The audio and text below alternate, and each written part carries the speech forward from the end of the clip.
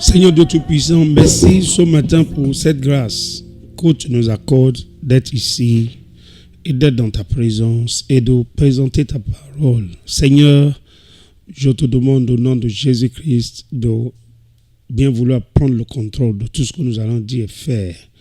C'est toi qui es la sagesse, c'est toi qui es la connaissance. C'est toi qui es infiniment grand, infiniment sage, infiniment pur. Et papa, je te demande de nous aider par le Saint-Esprit ce matin. Parce que ce que nous sommes en train de partager n'est pas simple ni ordinaire. Il nous faut connaître la vérité pour que la vérité nous affranchisse. Que ton nom soit béni, Seigneur, au nom de Jésus-Christ. Merci, Saint-Esprit. Merci de prendre le contrôle. Merci de nous laver dans le sang de Jésus. Merci, Seigneur, au nom de Jésus-Christ. Amen. Dans cette série d'enseignements, on avait commencé par examiner la place de Dieu dans la vie d'un être humain. Ce qui doit être la place de Dieu dans la vie des hommes. Et on est arrivé, en passant par l'histoire que Job a vécue, on est arrivé à la notion à la question de la séparation entre le bien et le mal. On a expliqué que c'est ce que Dieu est en train de faire maintenant. On a vu que la raison pour laquelle l'arbre de la connaissance du bien et du mal était placé dans le jardin, c'était pour que Adam soit averti qu'il y a eu des problèmes dans l'univers avant son arrivée. Que Dieu voulait lui faire savoir que le mal est déjà là, la mort est déjà là, les esprits maléfiques sont déjà là. Donc, je t'informe de ce qui est déjà dans l'univers. Je suis en train de gérer ça pour arriver à la séparation définitive entre le bien et le mal, mais en attendant, toi, voilà ce que tu fais, voilà ce que tu ne fais pas. Si tu respectes mes consignes, le mal, la mort, la maladie, la misère, les problèmes, le diable et toutes ces mauvaises choses-là ne vont jamais entrer chez toi. C'est tout. Et donc, Dieu n'a pas manqué d'avertir l'homme. Mais bon, l'homme a fait le mauvais choix et le mal est entré dans l'homme. Et aujourd'hui, on n'a pas besoin de faire un dessin. C'est clair. C'est clair. Il n'y a pas un jour dans ce monde où les êtres humains ne posent pas d'actes négatifs. Le meurtre, le vol, la méchanceté, ainsi de suite, ainsi de suite. Le mal est entré dans l'homme. Et donc aujourd'hui, nous sommes à la phase où Dieu demande à chaque homme de le laisser sortir le mal de lui. C'est pour ça qu'on dit, Jésus dit, si un homme ne naît de nouveau, il ne peut voir le royaume de Dieu. Si un homme ne naît d'eau et d'esprit, il ne peut entrer dans le royaume de Dieu. C'est tout. C'est-à-dire, la Bible dit que Dieu nous a donné des grandes et précieuses promesses afin que par ces promesses, nous devenions participants de la nature divine en fuyant la corruption qui existe dans le monde par la convoitise. On a insisté sur ce que l'apôtre Paul a dit. Lorsqu'il dit que quand je veux faire le bien, le mal est attaché à moi. Il reconnaît par là que le bien et le mal sont en lui. Et donc, il dit la loi de l'esprit de vie en Jésus-Christ m'a affranchi de la loi du péché et de la mort. Donc, il y a deux lois qui travaillent. La loi de la vie et la loi de la mort. La loi du bien et la loi du mal. Donc, nous sommes dans la phase de séparation. Il n'y a que deux catégories d'êtres humains sur la terre aujourd'hui. Ceux qui permettent à Dieu de faire ce travail en haut. C'est un travail, ça on appelle le salut par la grâce et la sanctification. C'est un travail de longue haleine. C'est un travail qui se fait pendant toute ta vie terrestre. Au fur et à mesure que tu médites la parole, que tu pries et que tu communies avec Dieu, il y a des choses qui vont disparaître de ta vie. Vous voyez, j'ai reçu, vous savez, les gens m'envoient des messages et bon, je vais à ce stade. Je vais lire certains messages que j'ai reçus parce que c'est assez extraordinaire. Regardez, un message qui m'a été envoyé, je crois, hier. La personne dit, voilà, la personne dit, bonsoir pasteur, mon prénom est Élie. Je vous avais écrit un jour pour vous dire que grâce à vous, je connais de mieux en mieux l'Éternel, au point de braver certains risques pour me rendre à l'église en partant de la caserne de gendarmerie d'Agbon à Jamaica gendarme. Chaque fois, j'expérimente les merveilles de la méditation. Chaque nuit, c'est comme si quelqu'un me réveille à l'oreille en me disant « Lève-toi, lève-toi ». C'est le moment de prier. Chaque nuit, c'est comme ça. Et cela grâce à vous, non, on va dire grâce au Seigneur. Gloire soit rendue à Dieu. Mon message ce soir est au sujet du problème de santé d'une amie. Je vous le raconte dans le prochain message. Mais quel est le prochain message qu'il a envoyé tout de suite après? Il dit, bonsoir pasteur, mon prénom est Élie, je vous avais écrit, ainsi de suite. Voilà. Maintenant, il dit, j'ai une amie qui m'a expliqué son problème. Elle dit qu'elle n'a pas la paix du cœur. Elle est troublée, angoissée. Elle n'a plus goût à la vie et parfois des idées de suicide lui traversent la tête. Elle dit que tout le temps, elle est stressée. Elle n'arrive pas plus à dormir. Quand elle dort, elle se réveille en sursaut et son cœur commence à battre très fort. Et c'est fini, elle ne retrouve plus le sommeil. Elle dit aussi que parfois, elle étouffe toute seule, comme si on lui serrait la gorge et la poitrine. Elle se tordait de douleur même quand elle m'expliquait. Et elle dit qu'ensuite, cela provoque des douleurs dans le dos. Ce n'est pas encore fini. Elle dit qu'elle a l'impression que sa tête est bloquée et qu'elle entend plusieurs voix dans sa tête. Elle a l'impression de devenir folle. Une jeune fille de rien du tout, à peine 19-20 ans. Elle a aussi déjà l'hypertension et l'ulcère. Et elle dit qu'elle a tout essayé, l'hôpital, les conseils de certaines personnes, mais rien ne va. C'est ce mardi qu'elle m'en a parlé. Je lui ai proposé de venir vous rencontrer. Et je lui ai dit de méditer ceci. Par le maîtrise de Jésus, je suis guéri. De le faire jusqu'à 1000 fois, si possible, la nuit du mardi. Je vous assure, pasteur, cette fille vient de m'appeler toute joyeuse pour me remercier et me dire qu'elle se sent très très bien maintenant. Elle dit qu'elle a médité le passage que je lui ai prescrit et que vraiment, elle se sent libérée, à l'aise. J'étais moi-même très étonné, vu l'état dans lequel je l'avais laissé. Évidemment, je n'ai pas manqué de l'inviter à la louange de matin. Elle veut vous rencontrer personnellement. La parole de l'Éternel est vivante. C'est grâce à vous que je sais cela. Vraiment que Dieu vous bénisse. Alléluia. Voilà. Donc, voilà, ça c'est quelque chose que j'ai reçu. Et il y a un autre message que quelqu'un m'a envoyé encore. C'était donc, je veux juste lire. C'est-à-dire les témoignages de ce qui se passe dans la vie des gens. Un autre message que j'ai reçu hier. On dit, salut pasteur, je suis très heureux de l'enseignement que vous nous dispensez chaque matin à la radio. Je vous informe que le premier jour où j'ai écouté votre message à la radio, j'étais débordé de joie au point que j'ai senti mon cœur ne plus contenu en moi. Depuis ce jour, je suis devenu membre de votre église. Maintenant, une chose m'a intéressé aujourd'hui, c'est la Sainte Seine. Quels sont donc les critères pour être participant? Ainsi de suite. C'est bon, que Dieu soit loué. Maintenant, qu'est-ce que je dis? Donc, je dis, nous sommes arrivés à la phase. Ce que tu es en train de faire maintenant, c'est séparer le bien et le mal. Et définitive. Il ne faut pas oublier le mot définitive. Parce que vous savez, il faut que tout le monde comprenne que Dieu n'est pas comme nous. Il est le créateur. La Bible dit que il est celui qui existe par lui-même. C'est-à-dire, il dit, je suis celui qui suis là. Ça veut dire celui qui existe par lui-même. Et à partir de cette définition, à partir de l'éternité de Dieu, dans la Bible, par exemple, dans Apocalypse 4 qu'on a lu, on dit que c'est celui qui est assis sur le trône et celui qui vit au siècle des siècles. C'est qu'il a toujours vécu et il vit toujours.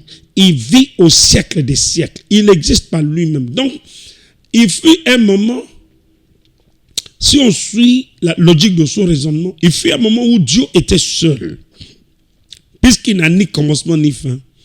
Et tout le reste a un commencement.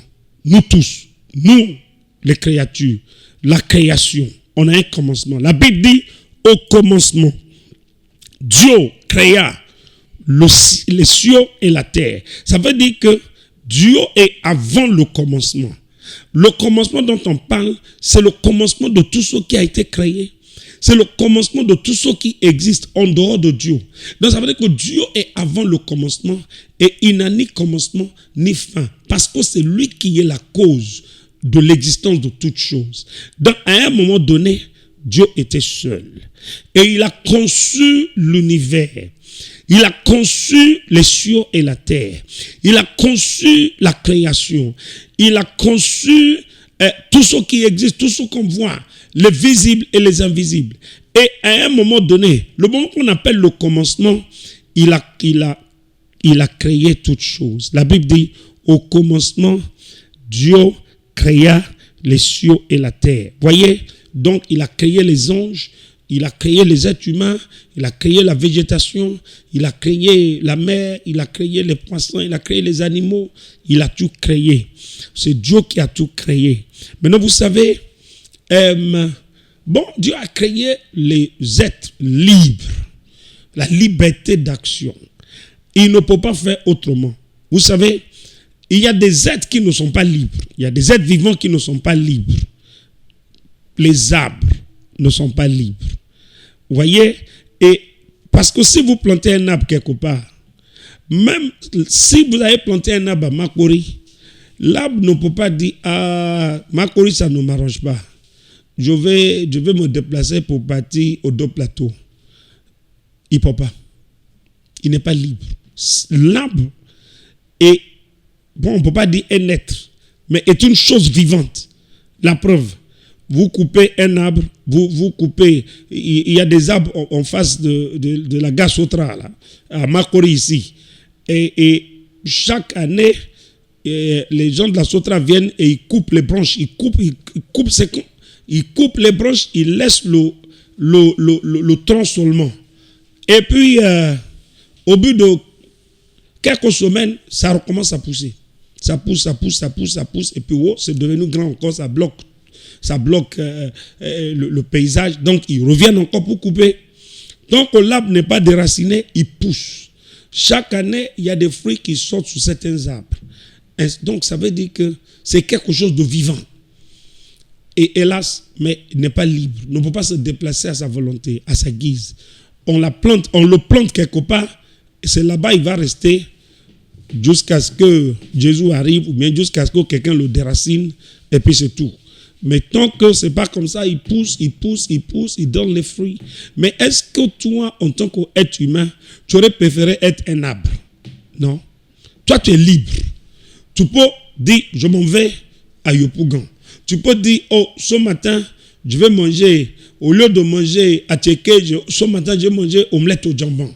Tu peux dire, j'ai vu une jeune fille là, elle me plaît bien, donc je veux la marier.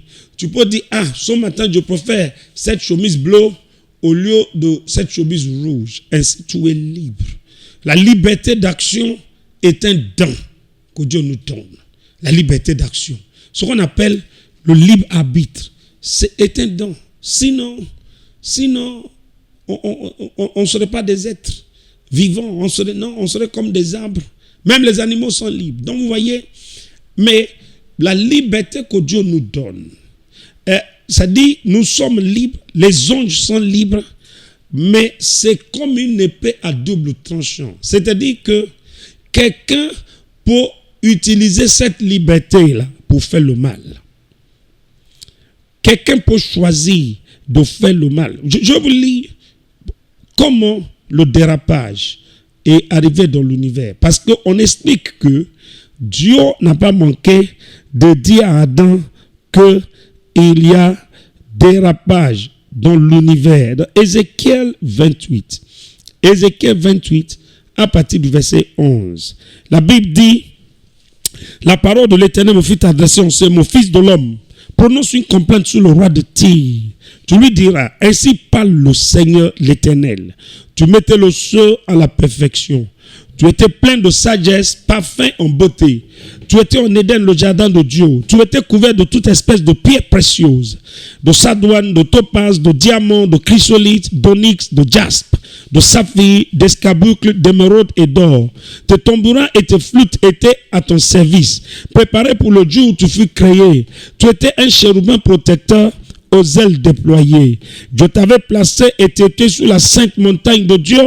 Tu marchais au milieu des pierres étincelantes. Tu as été intègre dans tes voies. Depuis le jour où tu fus créé jusqu'à celui où l'iniquité a été trouvée chez toi.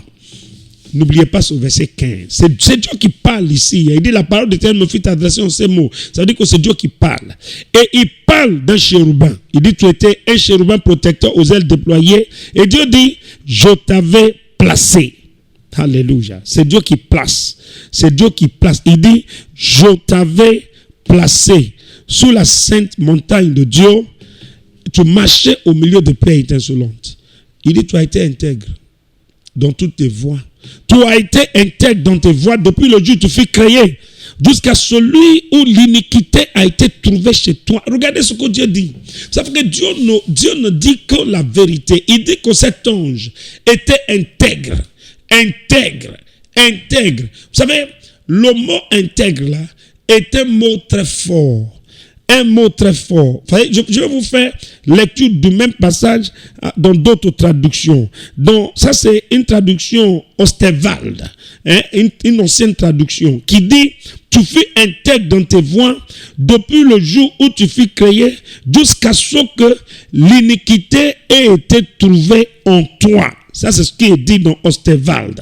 Maintenant, dans la Bible française d'Abi, il dit, dans le verset 15, tu fus parfait dans tes voies depuis le jour où tu fus créé jusqu'à ce que l'iniquité s'est trouvée en toi.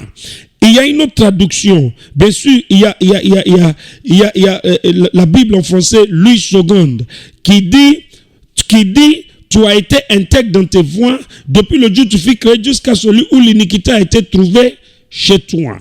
Maintenant, il y a une autre traduction, c'est la Bible David Martin de l'année 1744, voilà, au 18e siècle, qui dit, tu as été parfait en tes voies dès le jour que tu fus créé jusqu'à ce que la perversité a été trouvée en toi. Vous voyez, non? Dieu dit que cet ange a été parfait, intègre, droit, propre, pur, intègre, son caractère, jusqu'à ce que l'iniquité a été trouvée chez lui. Maintenant, on dit, dans le verset 17, ton cœur s'est élevé à cause de ta beauté. Tu as perdu ta sagesse à cause de ton éclat. Et je t'ai jeté par terre. Je t'ai mis en spectacle au roi afin qu'il te regarde. Mes amis, vous voilà. Vous voyez ce qui s'est passé. Maintenant, quelle a été cette iniquité? Quelle a été cette iniquité? On va repartir. C'est parce qu'il faut qu'on en parle. Il faut que les gens comprennent ce qui se passe. Si tu ne comprends pas ce qui se passe, ta foi ne peut pas être opérationnelle. Si tu ne sais pas ce qui s'est passé, Satan va continuer de mentir, de dire que c'est Dieu qui fait ceci, c'est Dieu qui fait cela, alors que c'est lui-même qui est le malfaiteur. Dans Ésaïe au chapitre 14 verset 12, la Bible dit, te voilà tombé du ciel, astre brillant, fils de l'horreur, tu es abattu à terre, toi le vainqueur des nations.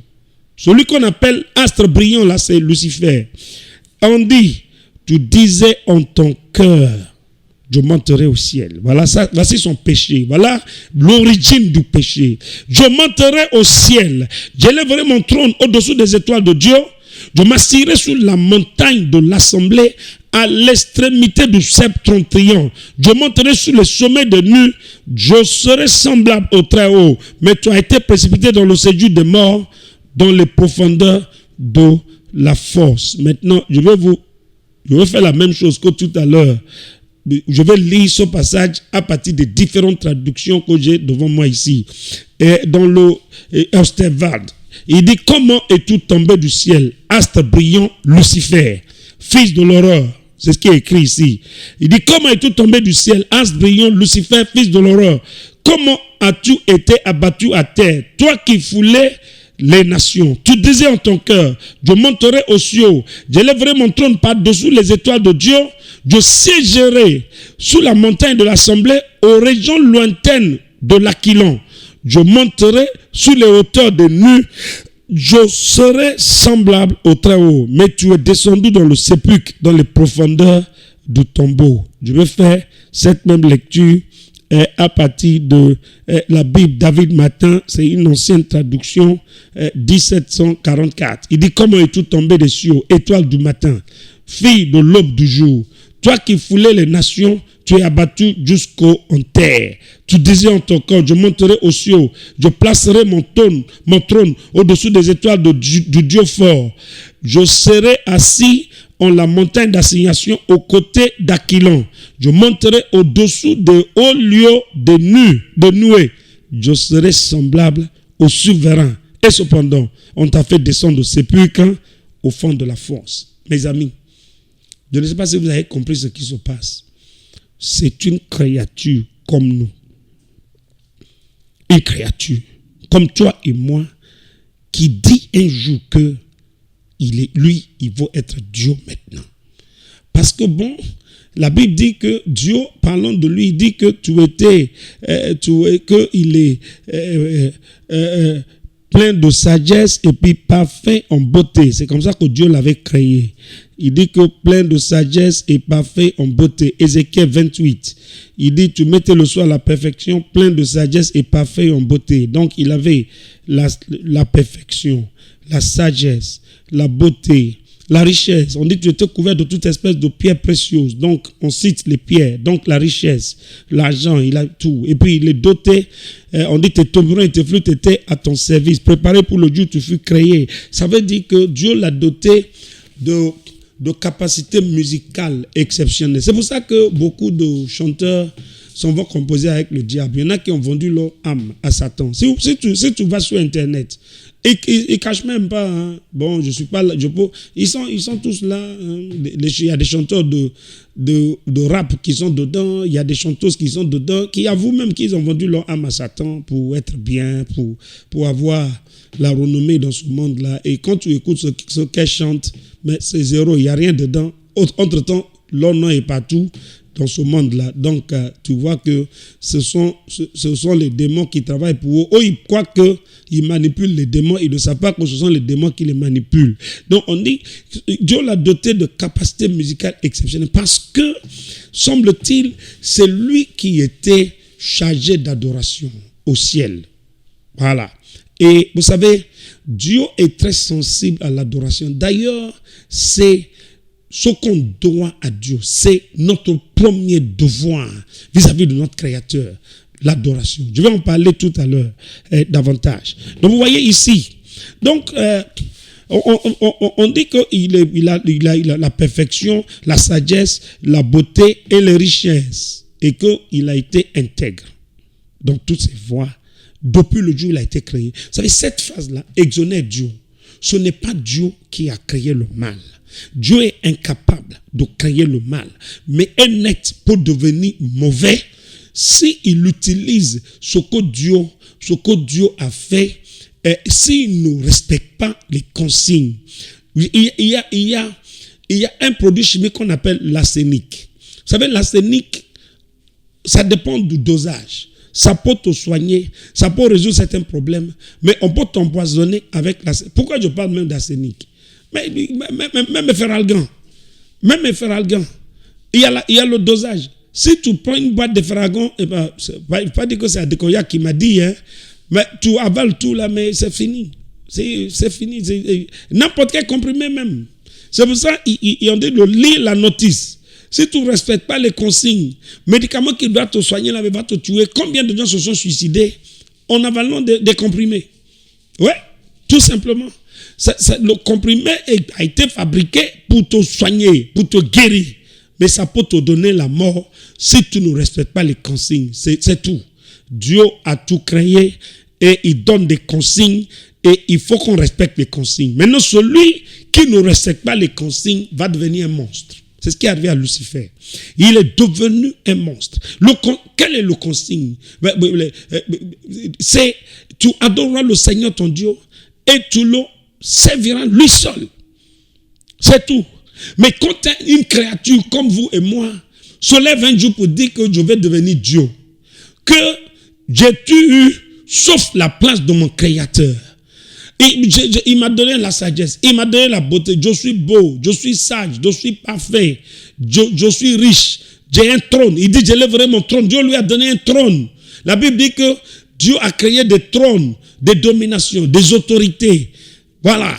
Donc, il dit, tout ce qu'on lui a donné, mais je vous assure que, en dehors de nous qui sommes enfants de Dieu et qui nous allons nous asseoir avec Dieu sur son trône, mais Dieu ne voit pas ce que Dieu peut donner qu'il n'a pas donné à cet ange. Oui.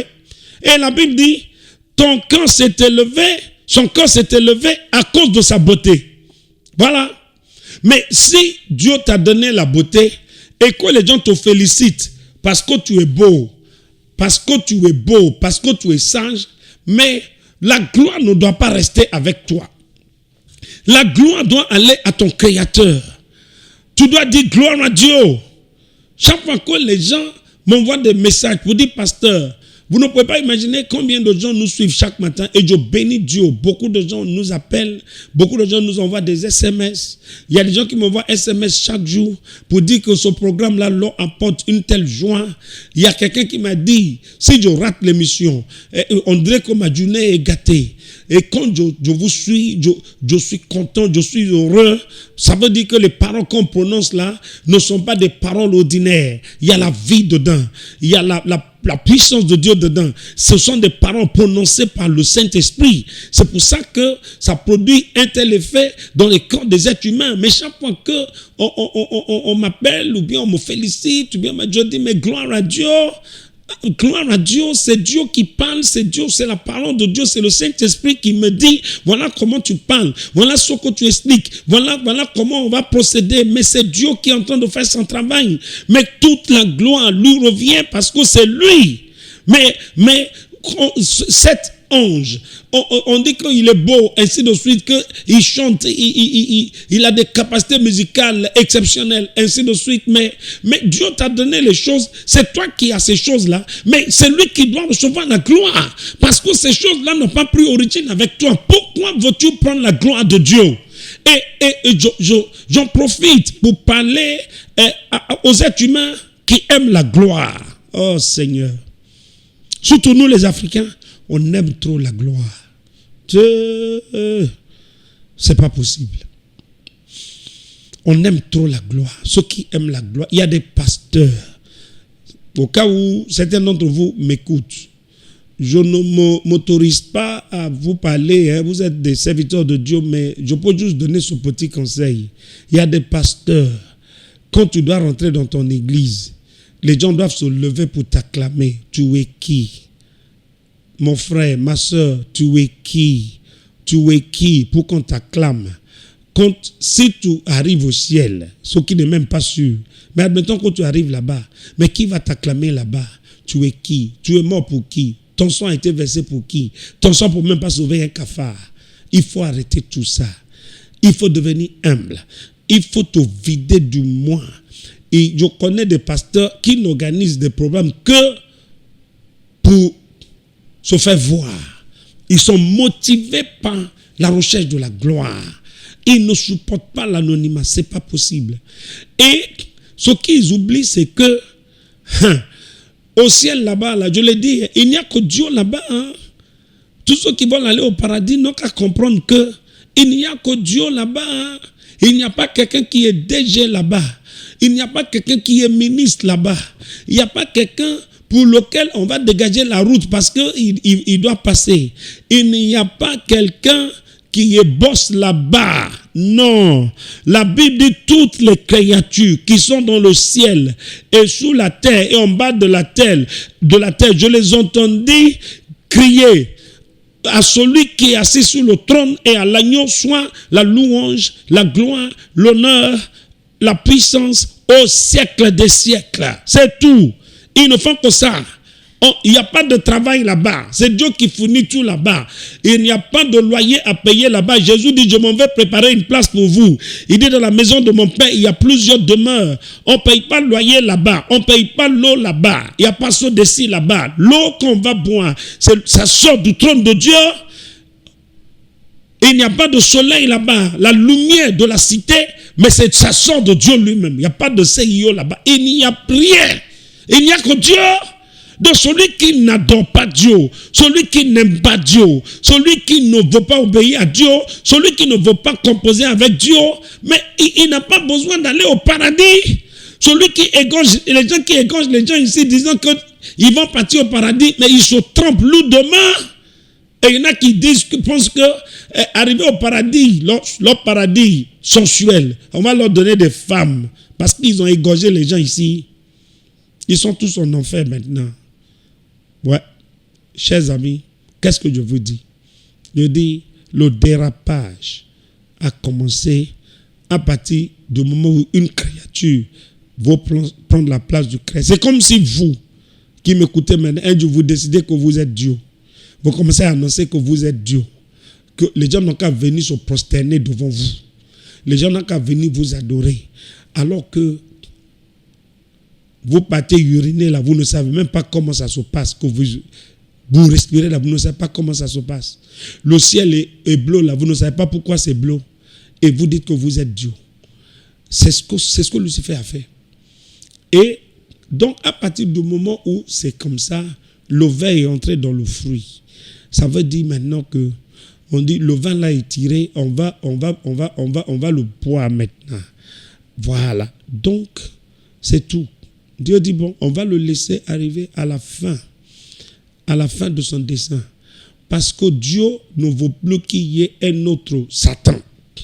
Il ne veut plus qu'un autre ange se lève un jour pour dire que lui aussi veut devenir Dieu. Ce qui est impossible de toute façon. Dieu ne veut pas non plus qu'un être humain se lève pour dire qu'il est Dieu. Maintenant, je vais vous montrer quelque chose. Vous voyez, on a lu concernant Lucifer. Et je vais vous référer à ce passage qu'on a tellement lu ici, dans Genèse au chapitre 3, mais pour vous montrer ce qui se passe. Regarde, dans le Genèse au chapitre 3, à partir du verset 1, la Bible dit, le serpent était le plus rusé de tous les animaux des champs que l'Éternel Dieu avait fait. Ce serpent-là, c'est Lucifer qui est passé par lui. Il dit à la femme, Dieu a-t-il réellement dit, vous ne mangerez pas de tous les arbres du jardin? La femme répondit au serpent, nous mangeons du fruit des arbres du jardin. Mais quant au fruit de l'arbre qui est au milieu du jardin, Dieu a dit, vous ne mangerez point, vous n'y toucherez point de peur que vous ne mouriez. Alors le serpent dit à la femme, vous ne mourrez point. Mais Dieu sait que le jour où vous en mangerez, vos yeux s'ouvriront et que vous serez comme Dieu, connaissant le bien et le mal. Vous serez comme Dieu.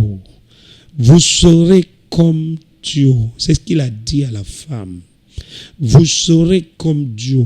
Mais vous pouvez comparer cette phrase à la phrase qu'il a prononcée dans son cœur. Je serai semblable au Très-Haut.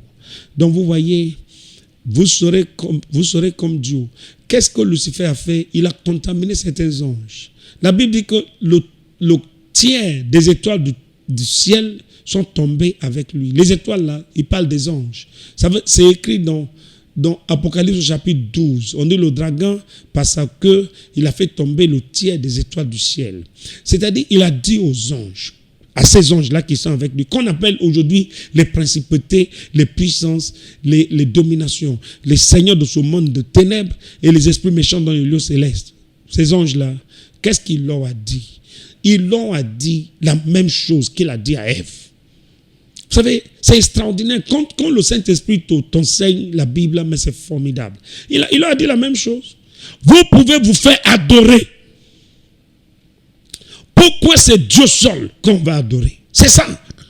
C'est la jalousie, l'envie que Dieu, toute l'attention est portée sur lui. Même nous qui sommes sous la terre ici, quelquefois tu es victime de la jalousie des gens. Ouais. On dit pourquoi c'est toujours lui? Pourquoi c'est lui qui fait? Pourquoi c'est ceci? Pourquoi c'est... Ouais. Donc la jalousie, l'envie, on dit pourquoi c'est toujours Dieu seul qu'on doit adorer. Mais c'est lui le créateur, c'est lui le propriétaire. Tu n'as rien créé, donc tu ne mérites pas adoration. C'est tout. Donc il a convaincu le tiers des anges. Et qu'est-ce qui se passe aujourd'hui? Ce n'est pas Satan seul qui se fait adorer, hein, mais les anges qui sont avec lui. Mais la preuve, je vais vous citer le cas de Job. Si Job était un Ivoirien, un Africain, n'importe quel Africain, et ce qui lui était arrivé, qu'est-ce qu'il va faire? Il a tout perdu en un seul jour. Et puis, sa santé a été attaquée. Mais il va aller consulter, comme les gens font ici, il va aller consulter les féticheurs, les mystiques, les marabouts. Il va aller les consulter. Et je n'ai pas encore vu un féticheur qui dit qu'il travaille avec Dieu. Je n'ai pas encore vu un féticheur qui travaille avec la Bible. Je n'ai pas encore vu un féticheur qui dit, bon, on va prier Jésus d'abord, et puis on va lire le psaume 23, et puis on va voir quelle est à la base de ton problème. Non. Les féticheurs consultent le diable, ils travaillent avec Satan. Il y en a même, ils voient le diable, ils savent que c'est avec Satan qu'ils travaillent, et ils savent qu'ils vont partir en enfer. Ils ont fait leur choix, absolument. Ils ont fait leur choix. On échange d'une certaine puissance sous la terre ici, et pour montrer qu'ils sont grands.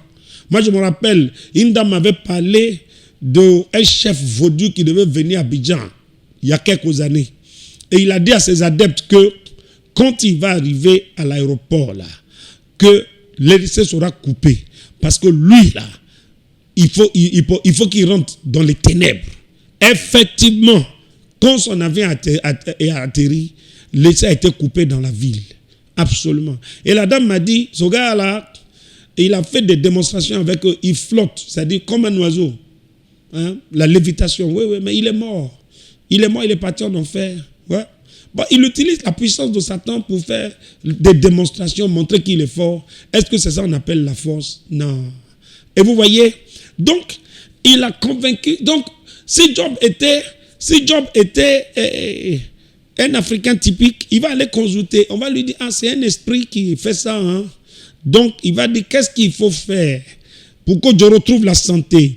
Qu'est-ce qu'il faut faire pour que tout ce que j'ai perdu revienne? Ils vont lui dire d'aller adorer. Ils vont lui dire de faire des sacrifices. Chaque fois qu'on te dit de faire un sacrifice, Dieu ne demande pas de sacrifice d'animaux. Il ne demande plus rien. Son fils a été sacrifié. Il a sacrifié Jésus sur la croix pour notre salut. Chaque fois qu'on te dit d'aller faire un sacrifice, mais tu es en train d'adorer les démons, tu es en train d'adorer les anges déchus. Ils cherchent l'adoration. Oui. Une dame dit qu'elle est stérile. Elle veut faire un enfant. Elle s'en va consulter. Qu'est-ce qu'on lui dit?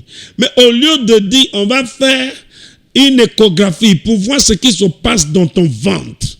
On va faire les radios pour voir si les trompes ne sont pas bouchées, pour voir si tout fonctionne bien. Non, on lui dit qu'il y a une rivière qui s'appelle Tanoé. Il faut tuer un poulet pour jeter le poulet dedans. Il faut verser le sang d'un animal pour jeter dedans. Il faut te mettre kaolin sur le visage, attaché par une blanc, et tu vas aller danser. Ou bien tu vas prendre un poulet, tu vas mettre sur le dos comme si c'est ton enfant, et puis tu vas aller danser devant cette rivière à minuit. Mais quel est le lien entre ça et le fait d'enfanter? Mais c'est tout. Parce que les génies créaient des problèmes dans la vie des gens, et quand les gens s'en vont les consulter, ils disent, bon, si tu veux que j'enlève le problème, alors tu m'adores. Vous vous rendez compte? Voilà ce qui se passe. Voilà ce qui se passe. Donc, Satan dit, Lucifer, il dit, il veut devenir Dieu. Et il a dit la même chose à Ève. Et Ève a mangé le fruit parce qu'elle a cru qu'elle allait devenir Dieu et elle allait pouvoir décider le bien et le mal pour lui-même. C'est-à-dire qu'elle n'aura plus besoin de consulter Dieu pour lui dire, ça là c'est bon, ça là ce n'est pas bon. C'est Dieu qui faisait ça pour eux. c'est Dieu qui décidait pour eux. Elle a dit non. On lui a proposé l'indépendance vis-à-vis de Dieu. On dit non. Mais pourquoi c'est lui qui va décider pour vous? Vous pouvez être Dieu aussi. Vous pouvez décider pour vous-même. Et ben voilà, elle a mangé. Voilà. Et quand elle a mangé là, nous tous, on décide maintenant pour nous-mêmes. Et quelles sont les décisions qu'on a prises? On a décidé maintenant qu'un homme peut coucher avec un homme, il n'y a pas de problème. On a décidé maintenant qu'une femme peut coucher avec une femme, il n'y a pas de problème.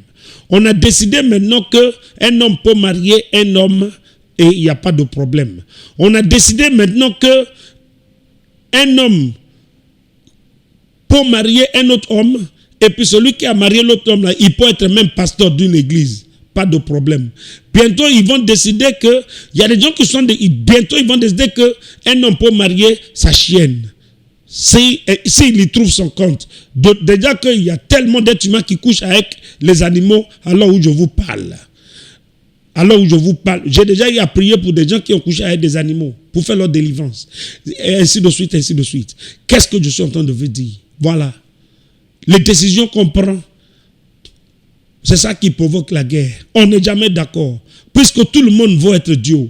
Tout le monde est égoïste. C'est le moi à la place de Dieu. Et c'est ce qu'on a vendu aux hommes. Et c'est ce que Satan a vendu à certains anges. Maintenant, Dieu va séparer entre les anges de lumière, les anges qui acceptent de se soumettre à leur Créateur. Les anges qui acceptent d'adorer Dieu et de le servir. Et les anges qui préfèrent se faire adorer par d'autres créatures et qui sont partis avec Satan. Et Dieu va séparer entre les êtres humains. Puisque nous aussi, on nous a vendu ce projet-là et on l'a avalé. Le projet qui dit, je serai semblable au Très-Haut. Vous vous rendez compte? Tous les êtres humains ont leur personnalité. Ils ont le moi. On dit, c'est à moi tu parles comme ça. Tu ne sais pas qui je suis. Je vais te montrer ce que je suis. Je vais te montrer ce dont je suis capable. Tout le monde s'affirme. Tout le monde va se présenter comme quelqu'un. Ouais, parce que c'est ce qui nous est arrivé depuis Éden. Et vous voyez, donc, il y a des êtres humains aussi qui veulent être Dieu. C'est là où on a eu la notion de personnalité. Sinon, il n'y a pas quelqu'un qui doit accepter qu'on le traite de personnalité sur cette terre. Tu es personnalité par rapport à quoi? Mouche, tu n'as pas créé. Fourmi, tu n'as pas créé. Mais l'air qu'on respire, ce n'est pas toi qui nous envoie ça. Ce qui sort du sol, tu n'en es pas responsable. La mer devrait dire, tu n'en es pas responsable. La lagune qui est à côté de ta belle maison, tu n'en es pas responsable. Même le marbre que tu as mis dans ta maison, sous lequel tu marches, ce n'est pas toi qui l'as créé. Donc pourquoi on va te traiter de personnalité? Et le jour où tu vas mourir, les cafards et les asticots vont venir manger ton corps. Même si ton cercueil, même si c'est un cercueil en or, les cafards vont pénétrer, ils vont te bouffer. Donc tu es qui? Comment peux-tu dire que tu es personnalité? Comment peux-tu être rempli de toi-même? Il faut que chacun s'humilie et que chacun adore celui qui a créé le ciel et la terre, celui qui vit au siècle des siècles. Et mes amis, je dis que nous sommes dans la phase de séparation. Dieu est en train de séparer entre les hommes qui acceptent Jésus, les hommes qui acceptent Dieu, les hommes qui acceptent de se soumettre à Dieu, les hommes qui acceptent de se vider de leur moi, les hommes qui acceptent d'adorer Dieu et de le servir seul, et les autres hommes qui s'en foutent de Dieu, qui se lèvent chaque matin, qui ne consultent pas Dieu, qui ne prient pas, qui n'adorent pas Dieu, qui refusent d'accepter Jésus, qui pratiquent leur religion, qui veulent imposer leur religion à Dieu, qui disent Dieu, nous on sait comment on doit t'adorer. Ce n'est pas ce que toi tu nous dis qu'on va faire, c'est ce que nous on veut faire qu'on va faire. Mais Dieu est en train de séparer. C'est la séparation. Maintenant, je peux terminer aujourd'hui. Bon, c'est fini déjà, le temps est passé. Demain, je vais essayer d'expliquer. Et je vais vous montrer, lorsque Dieu va laisser Satan avec ses anges sous la terre, parce que il faut qu'il les laisse aller au bout de leur dessein. Oui. Il faut que ça aille jusqu'à terme. Parce que on ne veut plus d'un autre Lucifer dans cet univers. On ne veut plus la mort. Dieu nous a donné la parole. Dans Apocalypse 21, il dit, et la mort ne sera plus. Il a dit. Donc, il doit prendre le soin, il doit prendre le temps, il doit être patient pour s'assurer que la séparation est définitive. Que la séparation est définitive. Que pendant toute l'éternité, il n'y aura plus de douleur, il n'y aura plus de souffrance, il n'y aura plus de deuil, il n'y aura plus de mort, il n'y aura plus de Satan, il n'y aura plus de démons, il n'y aura plus de problèmes à jamais. À jamais. Donc, c'est pour ça qu'il laisse les malfaiteurs. On veut savoir qui sont les malfaiteurs. Ils n'ont qu'à choisir leur camp. Et vous voyez, dommage, je vais vous expliquer. Ce que la Bible nous dit dans Apocalypse chapitre 13, lorsque Satan va trouver un homme qu'on appelle la bête, un politicien, qui va régner sur le monde. Et vous allez voir que l'argent de ce monde-là ne les intéresse pas. L'or de ce monde-là ne les intéresse pas. Les richesses de ce monde-là ne les intéressent pas. Ce qui les intéresse, c'est l'adoration. C'est l'adoration. En t'entend, la Bible dit, tu adoreras le Seigneur ton Dieu et tu le serviras lui seul. Demain, c'est dimanche. Vous voulez être un vrai adorateur? Parce que la seule manière de dire à Satan, je ne suis pas avec toi. Je te tourne le dos et c'est définitif. Je ne compose pas avec toi. C'est d'adorer Dieu. C'est de devenir un vrai adorateur qui adore le Père en esprit et en vérité. C'est la seule manière. C'est la seule manière. Parce que ce que Satan cherche chez les êtres humains, c'est l'adoration. Il veut que tu l'adores. Mais comment peux-tu adorer une créature qui est en bas de tes pieds? Donc, si tu veux venir avec nous pour adorer celui qui a créé le ciel et la terre, notre église, on a plusieurs églises, mais l'église où je prêche tout le temps, c'est l'église de Makori, l'église du Plein Évangile, face terminus Sotra à Makori, terminus 04 14 74. Maintenant, tu peux aussi envoyer tes sujets de prière à mon secrétariat au 07 61 81 31. Si tu as des sujets de prière, les gens prient tous les jours. Ils intercèdent chaque jour. Il y a des intercesseurs qui sont là-bas. Il y a un pasteur qui est chargé d'autres pasteurs qui sont chargés d'intercession, qui sont là, qui prient chaque jour. Au 07 61 81 31, au 40 73 38 28. Ou bien si tu veux aussi m'envoyer des SMS que Dieu t'a béni, envoyez-nous des SMS, ce qui se passe dans votre vie. Tu peux me contacter au 40 73 38 10. 40 73 38 10 ou bien au 67 08 19 64. Que Dieu vous bénisse. Et demain, si vous voulez faire culte avec nous, vous pouvez venir à l'église de Makori, l'église du Plein Évangile. On va du terminus Sotra à partir de 8 heures. Que Dieu vous bénisse.